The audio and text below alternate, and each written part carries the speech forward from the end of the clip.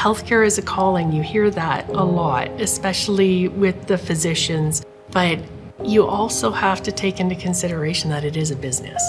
Hospitals need to have the funding to be able to get the technology that they want to attract and retain the top physicians. There's business aspects of it. It goes beyond just the clinical outcomes.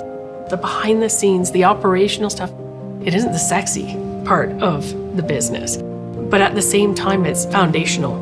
And being able to build that foundation is important, especially when you're building a new hospital such as this, because if you don't have that foundation, then everything that you build above it is just going to crumble. And it's important that we understand it. In working with Amir, it's being able to build that operational foundation to help them to make the right decisions, to focus less on the transactional.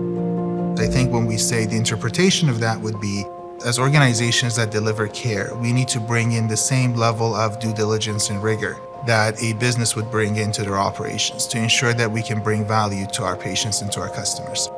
What we should keep in mind is that when we say healthcare is a business, at least in my view, we're not looking at a traditional business model where we're looking at bottom line and profits. In a hospital setting, a lot of times that the way we deal with operational issues is more on a reactive basis, which is something breaks, you run, deal with it. What we wanted to achieve as a part of this MES partnership was to be more of a proactive approach to our operations and service, be able to have proper, for example, preventative maintenance schedules, be able to plan a little bit better, to see maybe a few years down the road as opposed to a few weeks and a few months down the road, and be able to achieve those operational efficiencies that we're hoping for.